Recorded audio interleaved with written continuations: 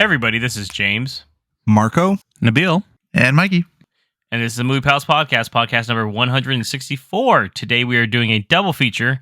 I know Nabil announced in the last episode that we were definitely doing the newest Studio Ghibli film, The Boy and the Heron, but the last film was kind of a mystery, so we decided, I guess we'll reveal it to you now. We are doing a review of the new family film, Wonka. So without further ado, let's jump into our first review of The Boy and the Heron. What is this place? This world is filled with the dead. I know it's a lie, but I have to see. I'm looking for someone. Let's go. We must protect this world ourselves. Go back, now! Michael! You and I aren't friends or allies, kid. Don't let go, no matter what. Ready?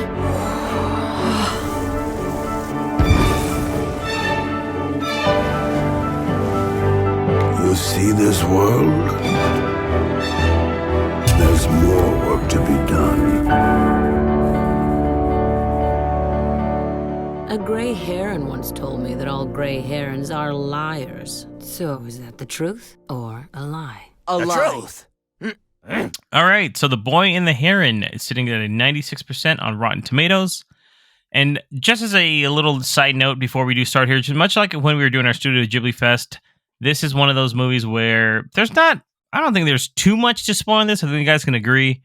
So there's really no spoiler section, but we won't go too crazy with revealing too much of the ending, I think. But for the most part, I think proceed with caution. It's hard to talk about without revealing a lot of the plot. So if you want to see it, I would highly recommend go checking this out while it's still in theaters and then coming back. You don't see a lot of Studio Ghibli films, or in this case, new ones in theaters anymore. So this is kind of a special thing, we think. So take a look. So jumping into the film, though, the IMDb description is a young boy named Mahito, yearning for his mother, ventures into a world shared by the living and the dead. There, death comes to an end and life finds a new beginning, a semi-autobiographical fantasy from the mind of Hayao Miyazaki. Directed and written by Hayao Miyazaki, released December 8th, 2023 in theaters. This stars, by the way, I'm assuming we all watched the English dub, right? Mm-hmm. Nabil's like, wait, there was an English dub? Wait, what? Yeah. He's like, all right. Whoa, I was reading fucking, what? I was reading all the time. So, Mikey, Marco, and I actually saw it together, so I know you guys did. So, this stars Luca Padovani as Mahito Maki, Robert Pattinson as the Grey Heron, Karen Fukuhara as Lady Himai, Gemma Chan as Natsuko, Christian Bale as Sochi Maki, Mark Hamill as Grand Uncle, Florence Pugh as Kiriko, Willem Dafoe as Noble Pelican, and Dave Bautista as the Parakeet King. So I'm going to start with you, Nabil, on this one. What were your brief little thoughts on this film? Did you like it? Did you not like it? I liked the film. It was a great Hayao Miyazaki film. The animation was good. I feel since we're at this point essentially Studio Ghibli experts, at least we've gone over these in detail, that of the films, I'm not sure if I can say that this is one of his best films, but I did enjoy the story and the plot and kind of where it was going with. So yeah, it was a good time. Nice. What about you, Marco? I really like this one, man. I actually do kind of put it up there with one of his best. I think it's probably because I was in a kind of weird state of mind the week I watched it, and a lot of the themes that the movie talks about kind of sort of spoke to me, if you will. So yeah, there's a lot to like about this movie. Nice. What about you, Mikey? Yeah, I kind of echo what the guys say. I like this movie a lot. I thought it was good. I haven't seen as many Ghibli films as you guys have. I didn't watch them when you guys watched them like I normally do. But I have seen a lot of them. And I did enjoy this one here. And I like the plot themes that it has around it. It covers a kind of a heavy topic, I guess. I like the animation, as Nabil said. So overall, yeah, I really enjoyed it. Yeah, I liked it. I don't think I liked it as much as you guys from the sound of it, but or maybe it's more in line with what Nabil was thinking. I thought it was good. I didn't think it was great. I think there was some pacing issues with it, in my opinion. Goes on just a little bit too long, but I get it. It's one of those things where this might be Miyazaki's last film, supposedly. So, but animation beautiful. I did like the story overall, and it worked overall for me still as a pretty good film still, from in my opinion. So, leading into that, then though, thinking about the overall plot here, what did you think about the plot? Let's start with you, Mikey. On the certain themes. You said it was pretty heavy. So, what really stood out for you with it? Yeah, I mean, some of the themes here that I kind of got from it is just like moving on from things you're missing, or like even suffering is more like an essential piece of life. So, and those are like big things for, especially because the main character is like a kid. So like you're seeing this kid kind of going through these things. His mother passes away in the very beginning of scene of the movie. So it's like he's kind of going through this journey, and that's really what it's all about, is like kind of getting past this. And there's other things that kind of tie into it as well, where it's like not even like a person passing away. It's like could be the world passing away, and there's like hints to other things. Just anything that's alive is naturally going to die. And so it's really just like an essential part that everybody has to kind of deal with at some point in their life. So it really kind of just brought everything together. It kind of brings awareness to a lot of stuff. I recently had a family member pass, so it was kind of like bringing up stuff from the movie that I was like, okay, wow. So, I just, like I said, it's kind of heavy, but they put it in a way where it's understandable. You can kind of take it in a different way. And yeah, I mean, I just really kind of stuck to it after, some of the stuff I saw, or experienced.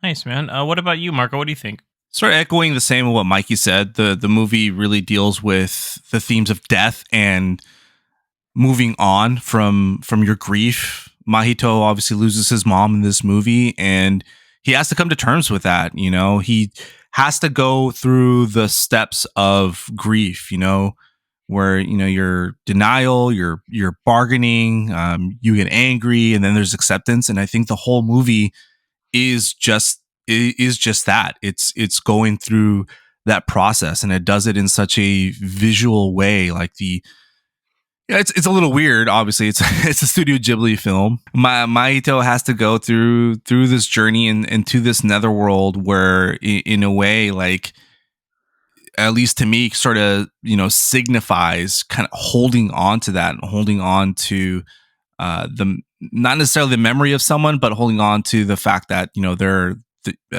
wishing they were still here. And similar to Mikey, this is around the time, December time's around the time where I lost my dad. So with that in mind, like, this movie really tugged on some heartstrings, and really got to relate with what Mahito was feeling, the sort of the bargaining and the journey he went through to supposedly be able to save his mom or be able to see his mom one more time. It weirdly made me think of basically what you would do in order to see someone, like the bargaining you would make to see someone that you loved like one more time. You know what I mean? And I really like that. Very Onward-like, right? Yes, that's exactly what I was going to say. I couldn't think of the name of the movie. I was like, it's like Onward, you get to see your loved one just one last time, and what you would go through to achieve that. I think there's also some pretty central themes of acceptance in this film as well. It's kind of like accepting, and what every life is all about changes and things that happen, and accepting things for what they are. And Mahito soon realizes certain things about that, and is with his stepmom, and realizing that, oh, this is now my mother figure, and so on and so forth. So, Nabil, any specific scenes stand out to you? I really like that opening scene with the fire. That was really animated. That was a great, just the whole thing from start to finish. That whole sequence was really well done. Very Studio Ghibli, I think. Yeah, definitely. Very Hayao Miyazaki, to be honest. Like, not many people could just pull off a scene like that. I loved a lot of the surreal scenes, when he was in the kind of the other world, when they first introduce the Heron, and just kind of when they introduced to Heron's true identity. That is what I really mean. Himself, that was kind of freaky, and then like going into the castle, and then kind of getting transported to the other rooms. Like, all those kind of weird scenes were all really well. I think that's where like the animation really shined. That weirdness. Where so Yeah, so I really loved those scenes. And of course, if you're watching any part of any Studio Ghibli film, like the realness of it, of just the when they're out in the fields by that lake, and all those kind of picturesque scenes are just done so beautifully, where it's not just like a, as we've said many times, not just like a backdrop drawing of something in the back. Like it's very much like you're there with it. It's a part of the frame. So it's easily interactable. If they went to a next frame and had somebody interact with something, it all seems very lifelike, and it isn't just there for to look at from a distance kind of thing. So it's just a lot of It's the like scenes are just very beautiful together. I'd say like the quiet scenes are really, those are like a lot of Yeah. the scenic scenes and stuff like that, where not a lot's going on, but it's like the little marsh area by the tower and such like that, and seeing the heron fly around and such. Speaking of animation with that, then obviously the animation is pretty top notch here. I don't think there's much that we can say against it from this point, but was there anything else, Mikey or Marco, that you stood out about the animation itself? Well, I really like the wind. And I don't know, I just really noticed it in this one. And they've done it before in some of their other films. I remember it from them. But in this one, they had a lot of scenes where they were just like standing there. The wind rising? Yeah, I know. But no, they're just standing there, and like their clothes and their hair and everything is like actually like very realistic. Well animated, very realistic. Things, right? Yeah. It's just the small things like that I don't think other animation studios will take the small details like that and just make it, even though, like you guys are saying, like it's just a picturesque kind of like scenery with like nice background, but they go in and do the extra details that make it feel like it's a real place, it's a real wind in the fire scene, real fire. Like it just feels better than most animated movies. Yeah. I also like the scene where Mahito first enters the other world, and he's on a sailboat, and they're trying to, sail through a storm, and it just looks so cinematic.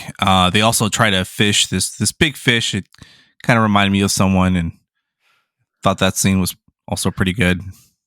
Made me chuckle a little bit. Chopping that fucking shit fish up, dude. They're like, fuck it, dude. That pretty graphic for an animated film. And again, I don't know why they had to cut 2 parallel incisions onto that fish. I don't know why they couldn't just I've never gutted fish, so I don't know. Someone explain it to me.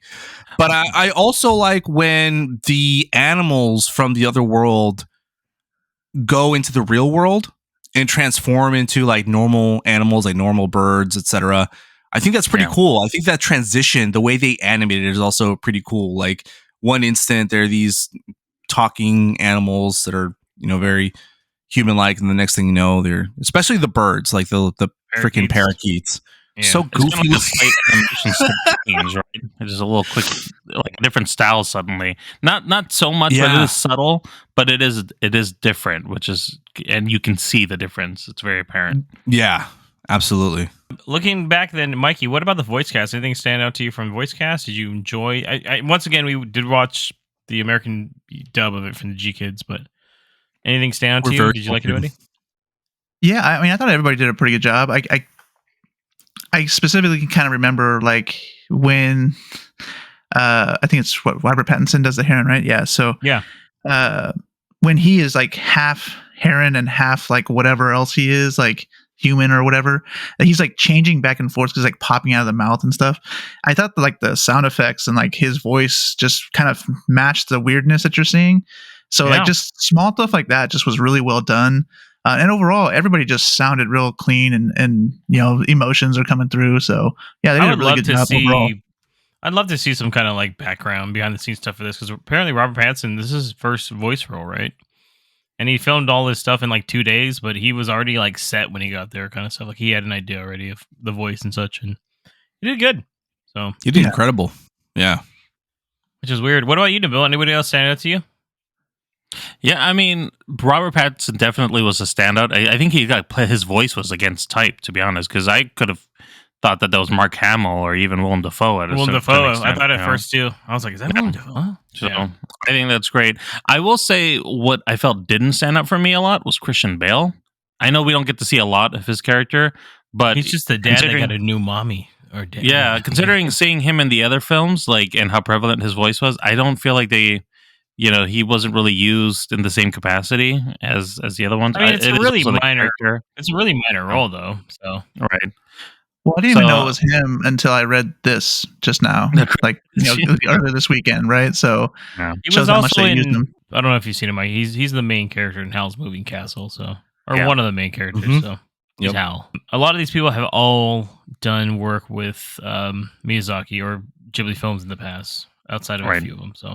Oh, I was just gonna say Florence Pugh was also another standout for me as well. I think she did a really good job as Kiriko. She has a pretty small role, but yeah, she's not bad. Especially because she changed it so much too. It was hard to tell who was who. I mean, fuck, Willem Dafoe's got like a 2-minute role, and he's still fucking. Yeah, and I see that's where I kind of agree with Nabil. Is like Willem Dafoe's role is pretty small, but he still gave a really good performance as opposed to Christian Bale. Yeah, it was okay. I'm not saying it was bad, but I feel like Bale's could have been just a little better. Then looking at that, how would you compare a lot of these to others? Mikey, you might not be able to answer as well, but Marco and Nabil, obviously. How does this come to compare? And I know we brought it up that Nabil, you said not up there at first. Marco thinks it is his best, but so Mikey, what do you think from what you've seen to other Studio Ghibli films? How does this compare? Well, it was actually one of my favorite ones. It was just high up there. But most of the ones I've seen have been 20 years ago. I recently watched Spirited Away, which actually is kind of similar to this movie a little bit. Love that movie. They're both about a kid and stuff, right? So that one, those two are the ones that are most recently in my mind, and they're kind of similar. But I did like this one a lot, and I do plan on going back and watching the rest. So I don't really have too much to say other than that. So, hey, that's cool though. They're definitely worthwhile to kind of rewatch. I usually rewatch them all, truthfully, every few years, Mikey. So.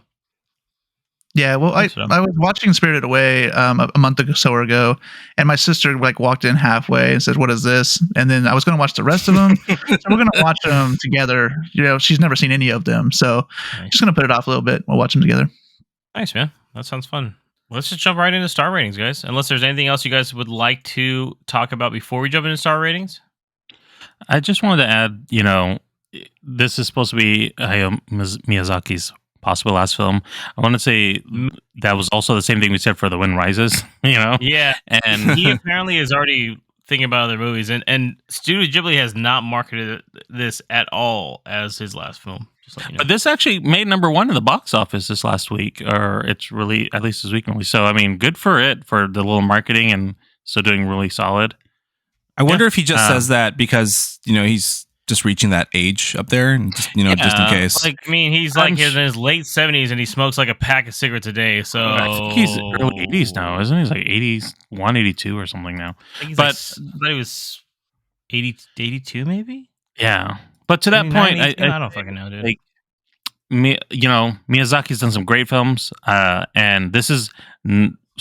Compared to any other artist, I'd say this is probably most top tier in any kind of animation film. So I don't want to knock down the film and the quality of it. It's a great film. I'm just really in the sense of comparing it to other of his films. I think that for me personally, I always have trouble connecting with the parental themes. You guys seem to always have a much deeper connection than I do, because I have a different relationship. We're just waiting for someone to die in your life in the building. Yeah, that's. I mean, really. So I don't always connect as strongly with that. Whereas The Wind Rises, I really loved that film. I like the story of the personal aspiration of somebody trying to do something and is struggling with the conflict of the work.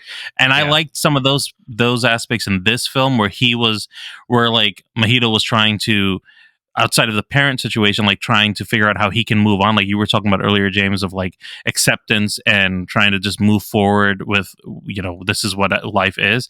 I liked that theme a lot more, and that resonated way more with me. So there was I just want to kind of iterate, the story is a really good story, and there's definitely some solid themes in here. I think it's just, for me, compared to what he's done in the other films, this one wasn't just as strong comparatively. But I know this was a much more meaningful film to him too, from some of the interviews that I saw. He made it for reflected some of his life. Yeah, but no, I agree. I didn't feel as connected to this one as Mikey or Marco, Nabil. So it happens. There's some of his movies that stand out way more for me, and some that aren't. So, regardless, it's still a very good movie. So it is. Yeah. Let's jump it in. Let's rate it. I mean, we don't obviously all recommend it, but Mikey, we'll start with you. What is your star rating for The Boy and the Heron? I give this one a 4. I liked it a lot. We kind of talked about it here. Animation's great, story's great. and I was connected to it a little bit this time, so I liked it a lot. Nice. And I noticed you're wearing your Heron mask, where a Costume. body part For a man is coming out of your mouth right now. Oh, very, very, very nice. Marco, what about you? What do you rate this film? I'm seeing eye to eye with Mikey these last few episodes. I also give it 4 stars. I think this one You're ranks in also my wearing top a 10. Heron mask as well. That's awesome. No, I got the wings, bro. I got the fucking wings. See, when I bend down, it's like a transformer. Like a peacock. What about you, Nabil? I give this 3.5 stars. And yeah, I give it a 3.5 as well. Damn. Nabil just threw the ball up. I was like, we alley-oop that shit. It just didn't hit me as hard as the other ones. And I won't lie, I was knocking out a little bit during this movie. So, Oh, really? yeah, unfortunately. But, hey, it happens. Like I said, sometimes No. this is a long day. Did you guys want to see Miyazaki make one more movie? You think this is good to end it on? Oh, yeah. You want to see one more? I mean, if he wants to keep making movies, I'm not going to say no to it. They're going to be great either way. So, Unless you took your shirt off when you said that. Yeah, definitely. Sames though. I wouldn't mind another one. Keep them coming. Yeah, I think. I mean, if anything, I think he's only got one left. I mean, if we're lucky, yeah. if I'm doing the math here, boys, like this took him 6 years to make. So I'm like, I don't know, man. I know he lives a pretty quiet life, so we'll see. Let's move on now to our review of Wonka.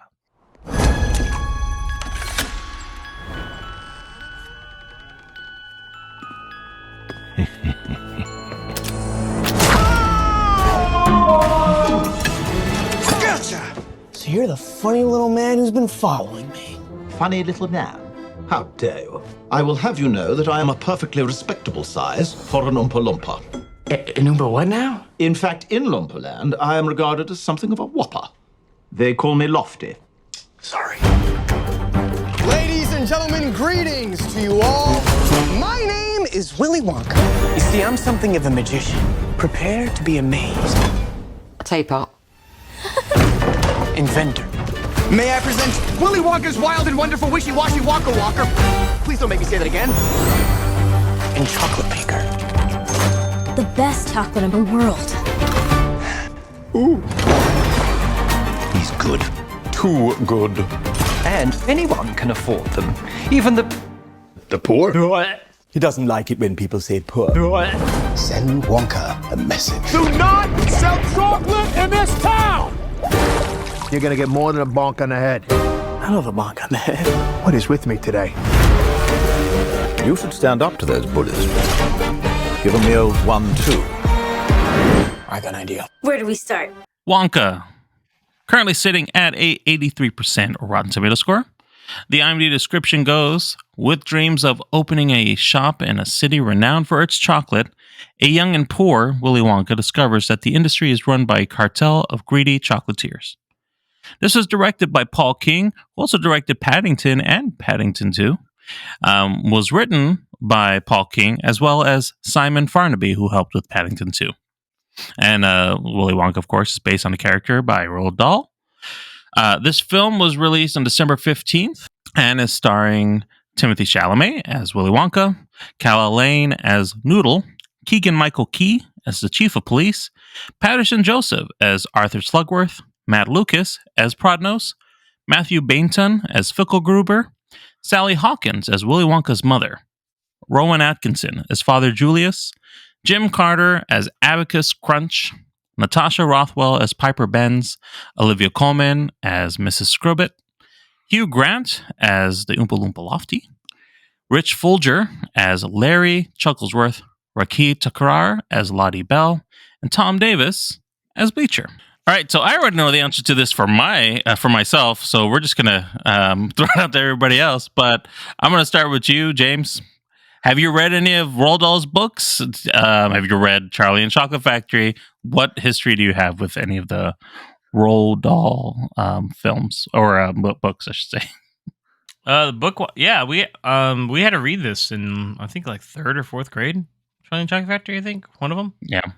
So we definitely read it then. I don't think I've read it since, but I did read like The Great Glass Elevator, which is the sequel, and like a did few you? of them, Oh, maybe. okay. I maybe read like they were hit or miss though. I don't. I mean, maybe like Matilda, I think, and Yeah. like the Twits, maybe BFG. That's about it. I know he's made way more books than that, obviously, but yeah, that's the last reading wise. That's what he did. Mostly when I was a kid, though. The children books, right? So I would think Pretty easy to read. Yeah, when you're reading them, those are the same ones that I've read, except for I didn't read the sequel, the Glass Elevator. You didn't want to know? Wonder what happens when he takes that elevator up. Yeah. For me, I was like, I'm a little intrigued. So, how about you, Mikey? Yeah. Did you have a decent enough childhood that you still had some whimsicalness in your life that you read a Roald Dahl book? I haven't read any of his books. No. Mike don't read stuff, so. And I wasn't required when I was in school. So when James said that, I was like, I didn't have to do that. When but I went, I don't know. That's how I remember because then we watched the movie afterwards. I'm an old man, though, so that's why. I ended up watching the Richards. That's funny. And Marco, I know these probably weren't classics when you were a kid. They were probably just brand new books that came out. So, like, were you able to enjoy them? Marco's smoking a corncob pipe. He's like, I remember Roald Dahl in the war. They were, as they say, fresh press. You know what I mean? So they were brand spanking new, boys. Brand spanking new. They were like the 8K TVs of their time, bro. No, I've seen I've seen his collection of books. No, I'm just kidding. We read James and the Giant Peach and Matilda when I went to school. Yeah. But we didn't read Charlie and the Chocolate Factory or any of the other books in the Wonka series, unfortunately. I think we were given a choice, and I think the kids voted for James and the Giant Peach. Probably because that movie had just come out. Back around that time. Yeah. So I guess I should have looked up the books then, because I have read James and the Giant Peach. Yeah, it's a Roald Dahl book. Wow. He's like, I have read the What Witches. about the Fantastic Mr. Fox, Mikey? Have you read that? I have not read that one. Never. No. Okay. All right. Just make sure. She loves that one. She didn't like the movie. I'll tell you that much. But yeah, that is the extent of my history with Roald Dahl. Hey, what about the we've movies? all read though? something a little bit, right? Yeah, I mean, hey, that's a first for some of us. I mean, like all myself. 4. My God, give yourself a pat on the back, boys. All right. So, Marco, what about the history with the films? Like, I'm going to give a soft assumption that you've seen Willy Wonka and the Chocolate Factory. Possibly on opening day. I saw both of them in theaters, bro. What are you talking about? Back in 71? Shit, dude. I was kicking back, dude. With his nickel Lighting up a little cheeseburger. cigar. What do we? Yeah. Cheeseburgers were 75 cents back then. Add the bacon for an extra 5. I'm bringing a root beer float in here. What do you mean? Yeah, I've seen Willy Wonka and the Chocolate Factory so many times. I actually saw it recently with my son too in preparation for this movie. Oh, very nice. And man, still a smash hit, dude. Still really enjoy that movie.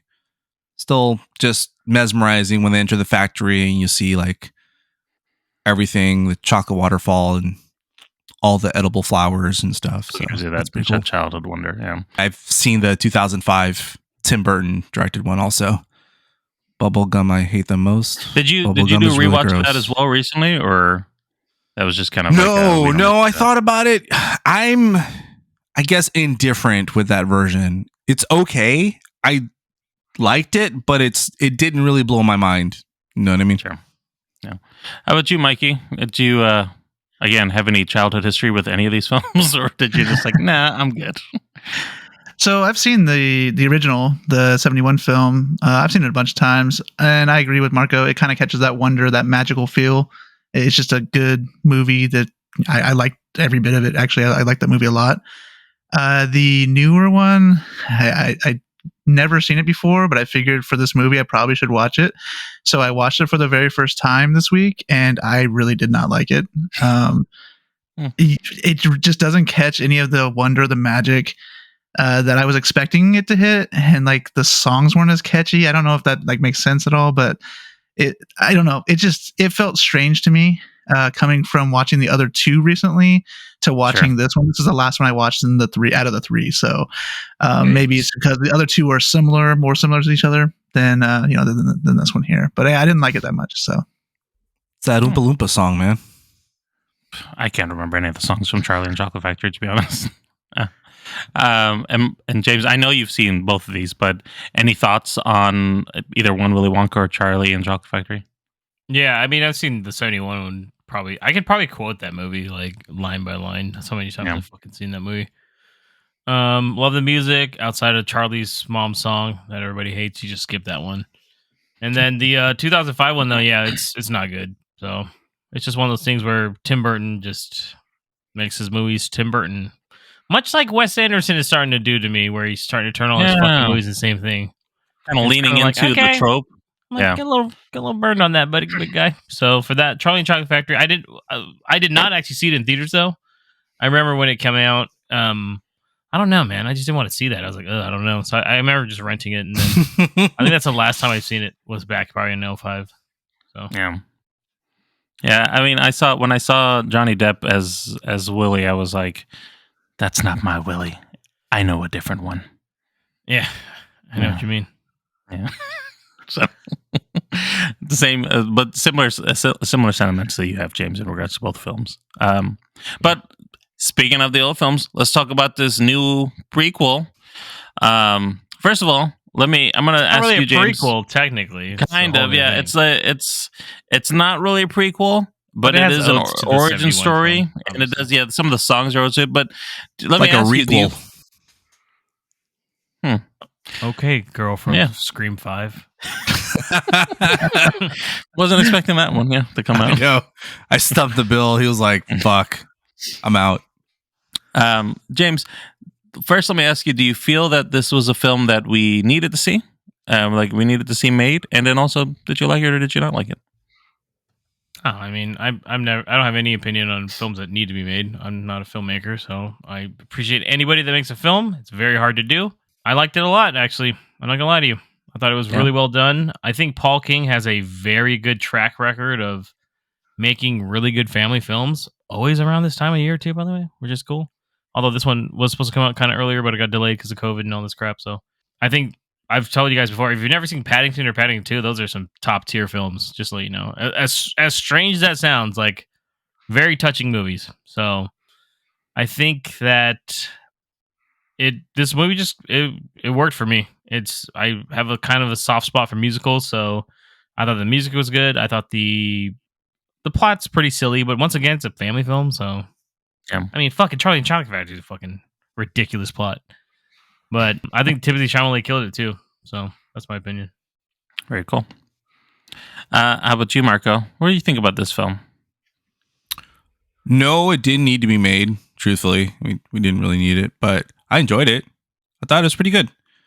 I agree with James. The music is actually really good. It's more akin to the original, and so it fits the world of Willy Wonka a lot better.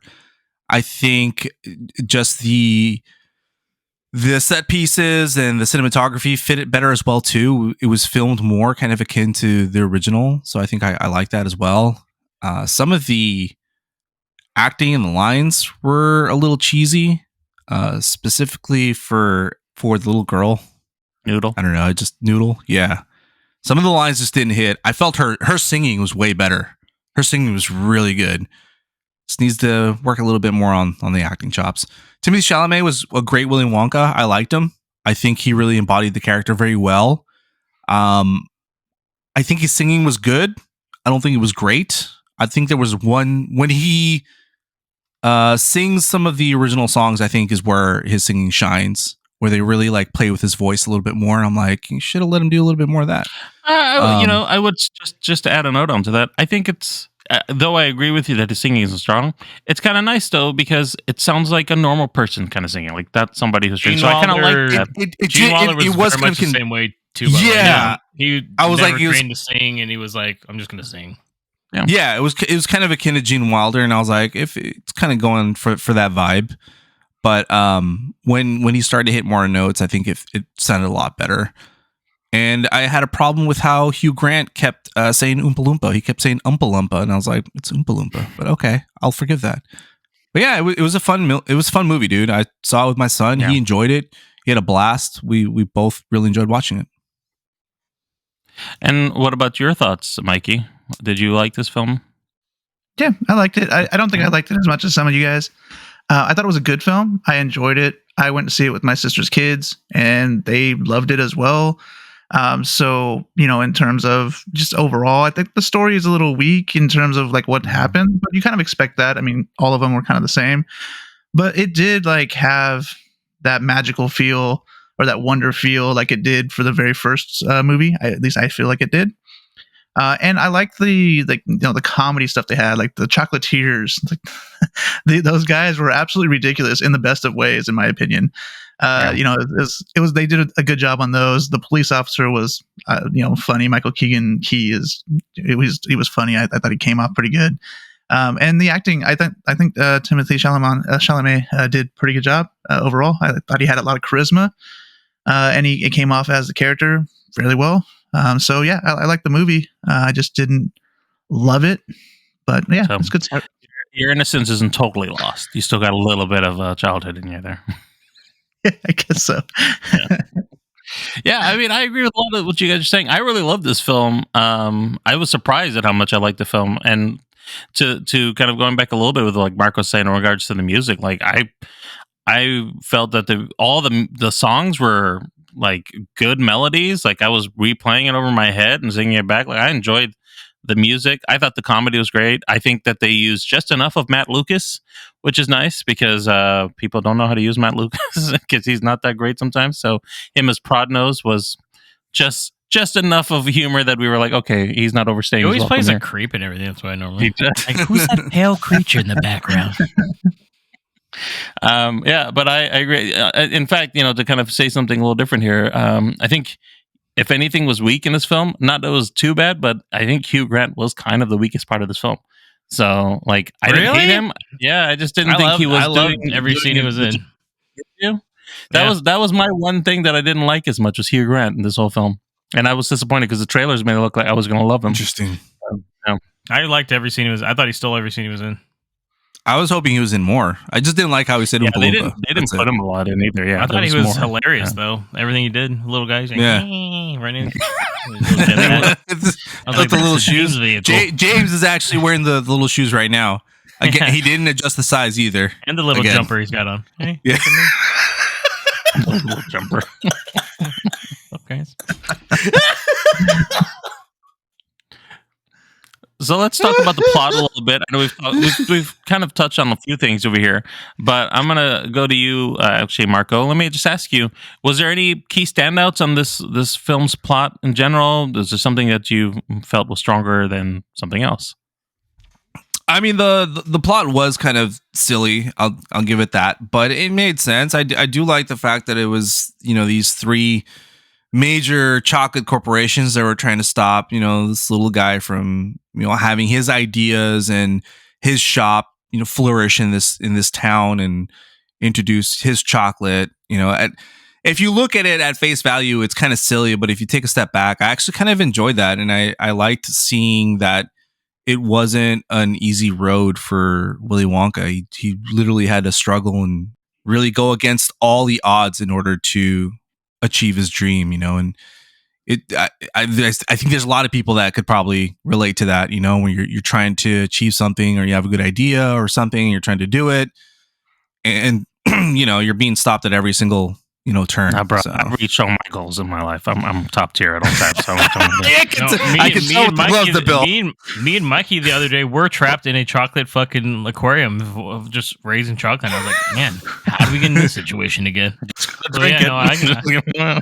Yeah. But I think my favorite part, of it's not really part of the plot, but it's just, well, I guess it's just we get to see how Charlie invents his chocolate, and you get to see his little machines and stuff go to work. And Willie, sorry, not Charlie. Sorry, yes, Willie. Yeah, he ain't born yet, boys. Years ago. So I like that you got to see that and see his work come to life.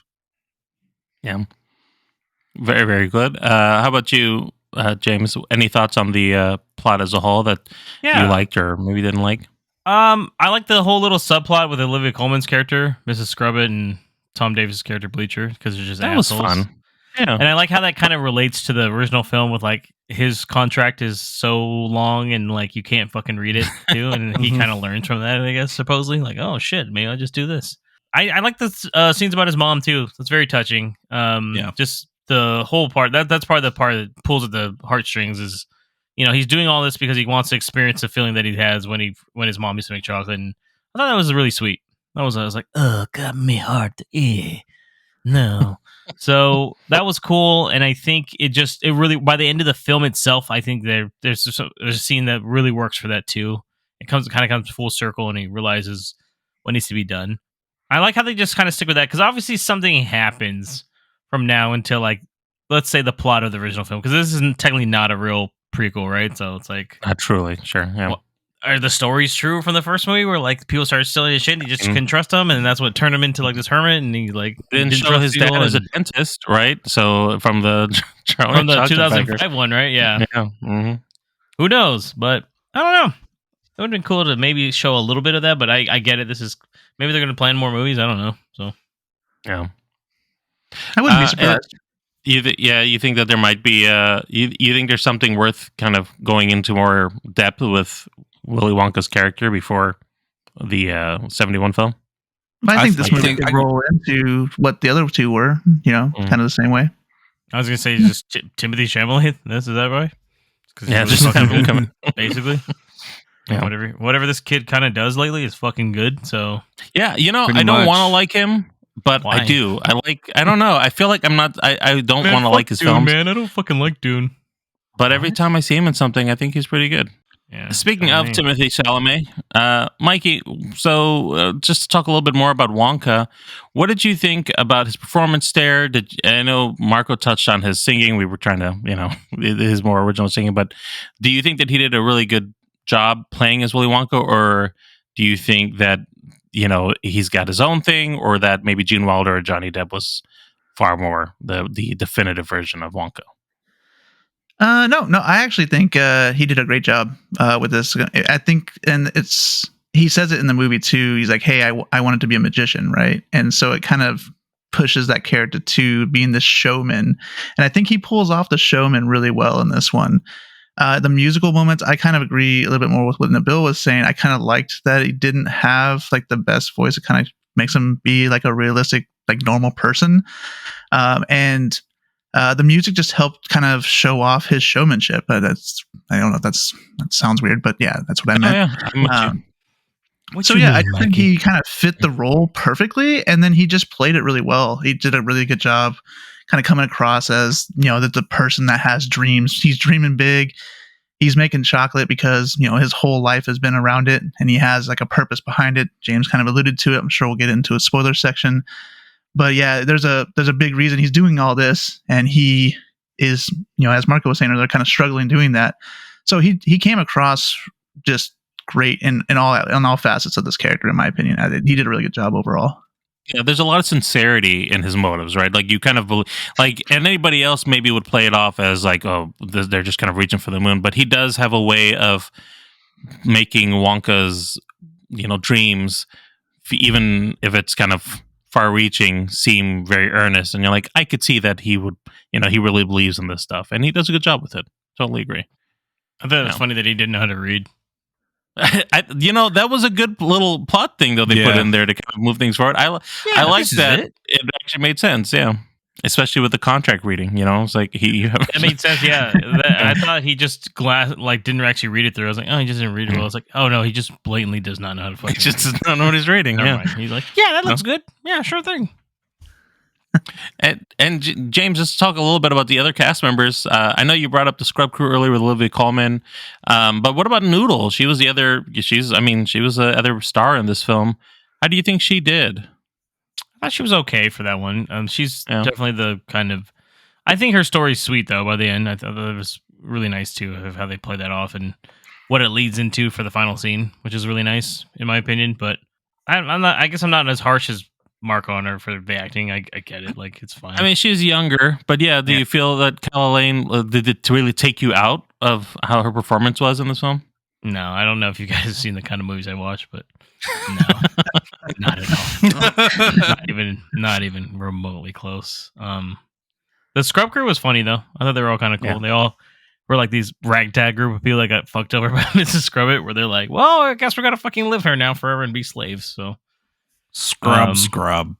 Yep. And then it's funny, the one girl that doesn't talk, and then she just started talking like, "I didn't know you know how to speak." So She's a I feel like chatterbox. they all got a good. They all got put to good use too. Like it The wasn't old just dude's- kind of a side thing. Yeah, I was gonna you say know. the old dude's got the deepest voice I've ever heard in my fucking life too. By the way, He's from Downton Abbey. He's the butler in Is Downton he? Abbey. I knew he Yeah. was from something. Mhm. I was like, he's from something. I was like, Bill probably knows. Yeah. Welcome to Downton Abbey. You know? I mean, basically, exactly it. On the scrub crew too, I kind of like how they exaggerated traits of the characters, kind of like they did with the kids' choices in the other movies, right? So like That's all like the a kids, very have that's a very Roald Dahl kind of thing for all his books, though, right? yeah, Like just all like his well, characters, right? In a way. It stayed true to that kind of universe building that they've got going on in these films. Like this definitely kept with that theme, that Roald Dahl, to make it feel like a Roald Dahl film or even a story. And now I know I shared a little bit of my thoughts on Hugh Grant, and I didn't feel it. I didn't think the performance was the best, in my opinion. I think it was funny. I liked the introduction scene that they have of him. I thought that whole thing was fun when he just kind of ran off in the reasons why he was there. I thought that was also funny. But anything that's funny is his little stuff just walking through, just steal fucking chocolate every night. The little shoes. Yeah, his little shoes. Marco's little shoes dangling.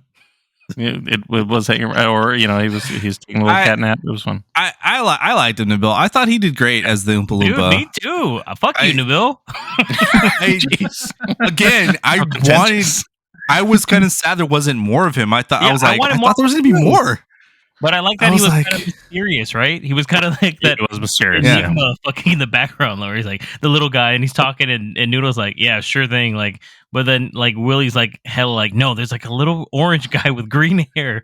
No one fucking believes him. That was funny. It sounds insane. Nobody Though, that's why believed him. it sounds insane. Like, well, I mean, he sure almost thing. questions himself, right? I mean, he's like, "Did I really eat the chocolate instead of this guy stealing it?" Like, he almost like believes Noodle when she says it, right? So it's like, true. Yeah, it's definitely a nice little twist on stuff.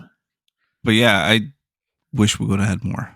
Who I also really liked? I liked Patterson Joseph as Arthur Slugworth. I thought he played it really well, man.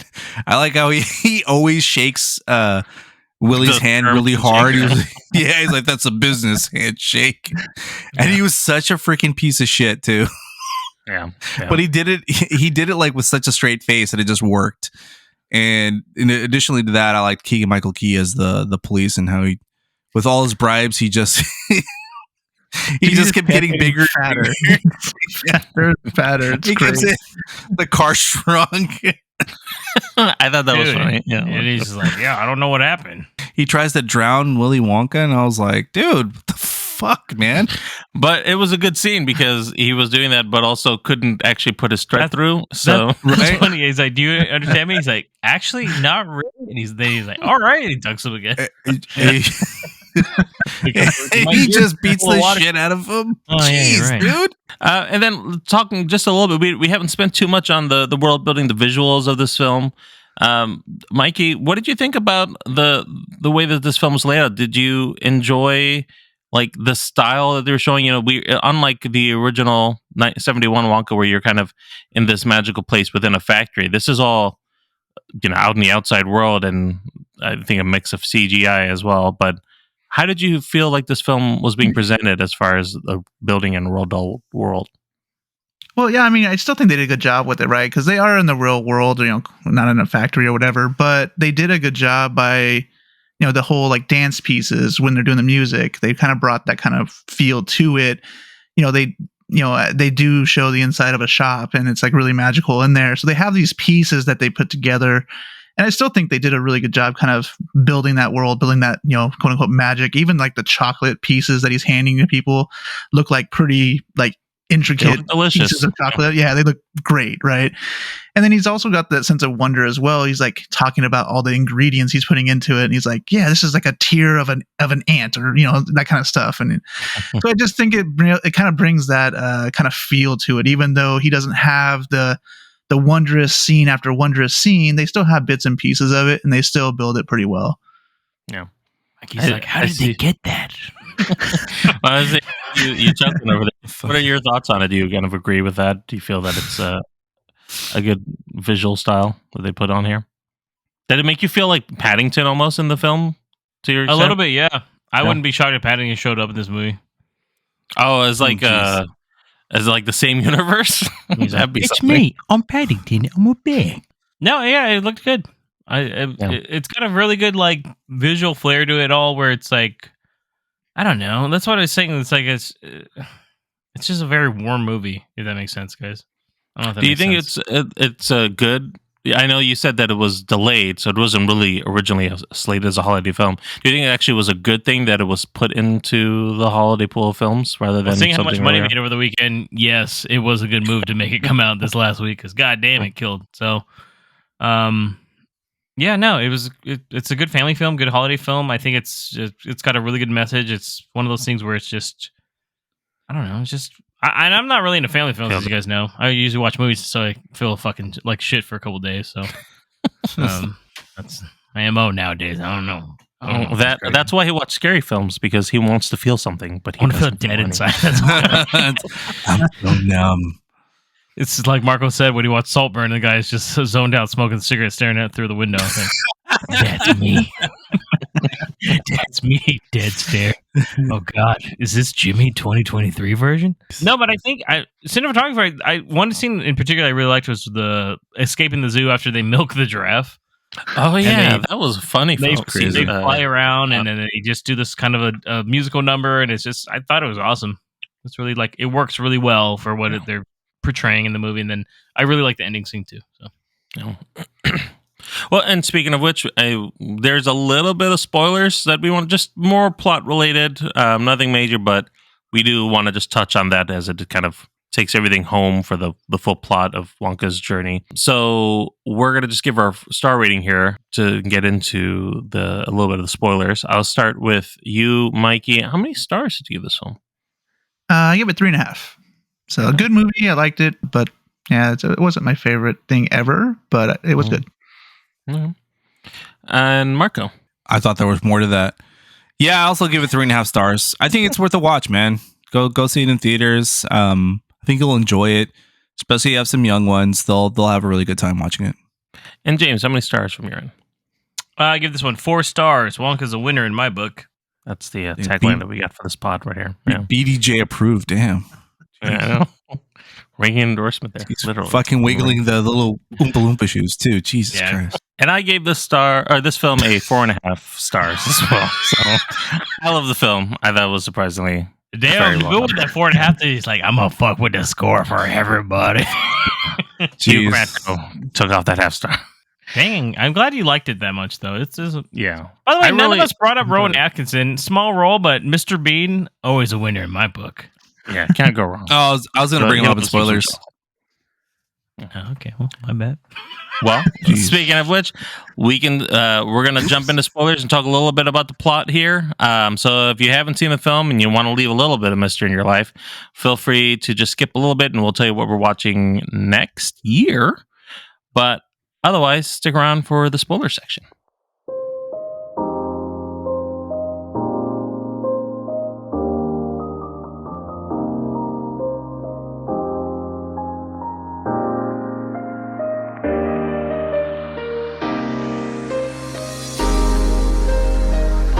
All right, so let's get into it. Mikey, what were your thoughts on the ending of this film with them actually deciding to say, hey, let's find Noodle's mom, what her family history is and what happened, plus a little, musical number at the end. Did you like how that ended? Did you like the storyline for Noodle and their connection to the Chocolatiers? Yeah, no, I mean, I thought it was good. I mean, it's kind of predictable, right? I mean, we talked about the storyline being a little weaker. I don't think that's a bad thing. I know we keep saying it here, but it's not really a bad thing in this one here. But it is predictable. Like, I found Noodle's storyline is like, oh, okay, you have a little trinket, right? So you kind of just guess, okay, well, she's got some kind of heir to the throne kind of thing. But yeah, no, I think they did it in a good way, though. The whole wrap up of both Willie's and her storyline are both at kind of at the end at the same time there, and it just kind of wraps it up in a good way. it's, hey, she doesn't know anything about her family, and now she knows everything about her family, right? So it's kind of nice here. The musical number is a nice tie-in to some of the other film too. So I thought everything worked out pretty well. I actually thought the factory coming to life didn't look that great. I liked what they did overall, but I don't think it was visually very presenting. I didn't like the way it looked. Like the transition, I guess. James was you want to say something. James was going to say. I mean, overall, it's good. Yeah, I mean, I got a little teary-eyed when he started singing the song at the end. I was like, oh my god. Yeah, a lot of people were crying in my theater.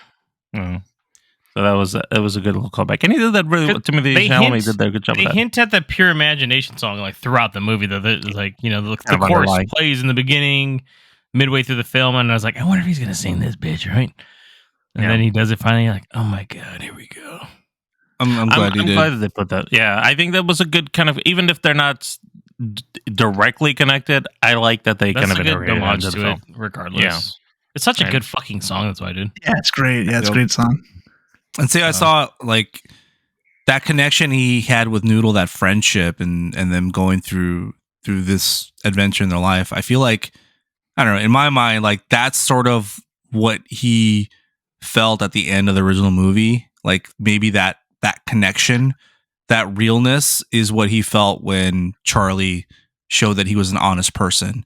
And I don't know, to me, that's kind of how it felt. It's like, oh man, I wonder if that's kind of what inspired him for the whole contest and everything, but whatever. He wants to find someone to take over, right? Technically. Yeah. Someone has to take care of the Oompa Loompas, Charlie. But I was thinking someone that reminded him of Noodle is who he would want to take over for his chocolate factory.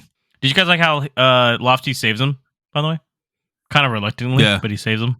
He does. He just shows up and has a jetpack. I thought it was really cool, and it just... the James vehicle. he's like, fuck it. He's like, I'm James Bond. He goes in, gets business done, right? So he needs his payment.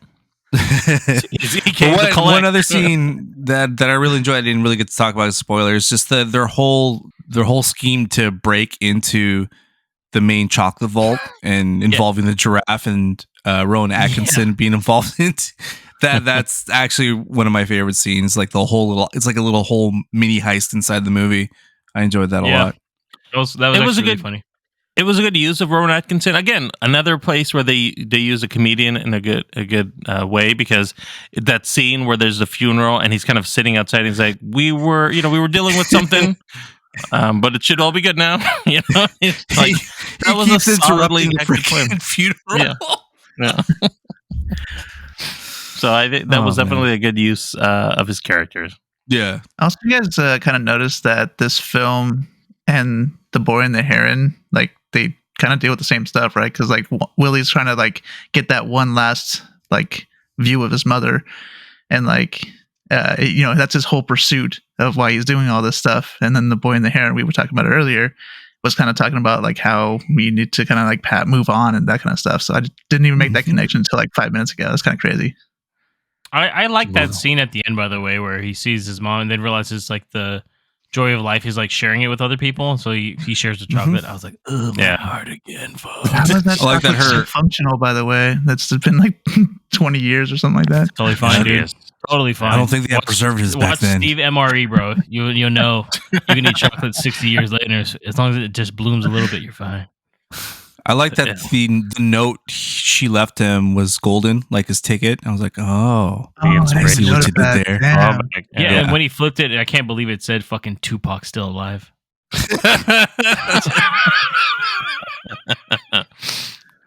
She said, Pac's back. Oh, man. There was a little mid-credit scene as well. They did a kind of summary of what happened to all the characters, but then there was a little bit of an added scene where you got to see Scrubbit and Bleacher. James, what were your thoughts on what came of the two romantic partners? Yeah, they start chugging all the... I didn't realize they stole that shit from Willie, by the way.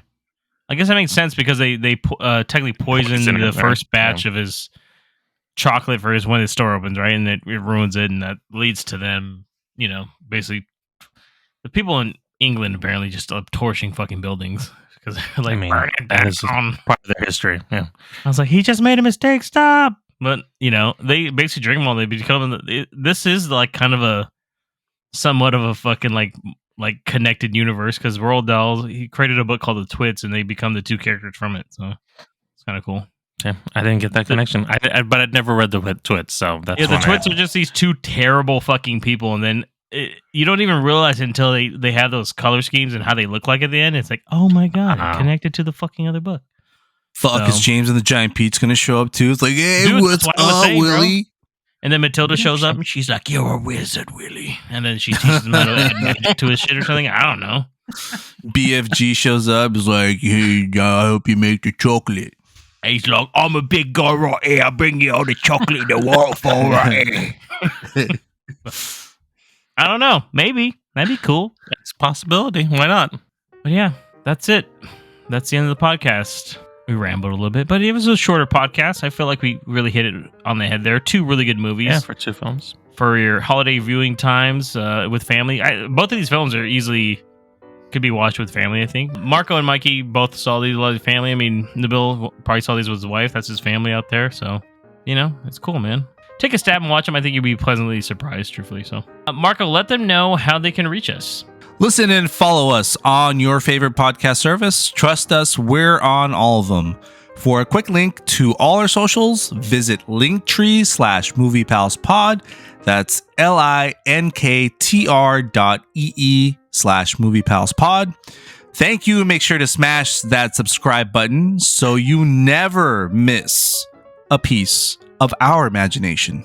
Make sure to also stay tuned for our next episode number 165, where we will be doing our annual, that's right, it's the end of the year, guys, best of the year of 2023. It's going to be a super packed pod for everybody, so it's going to be something exciting to listen to. Thank you, Nabil, and once again, until next time, this is James, Marco, Nabil, and Mikey. Have a great one.